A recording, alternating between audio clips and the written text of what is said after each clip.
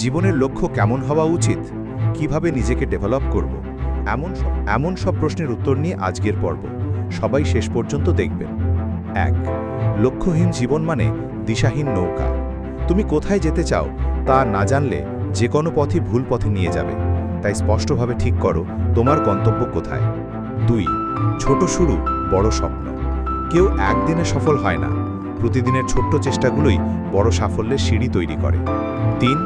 নিজের ওপর বিশ্বাস রাখো। পৃথিবী তখনই তোমার ওপর বিশ্বাস করবে যখন তুমি নিজেকে বিশ্বাস করতে শিখবে। 4.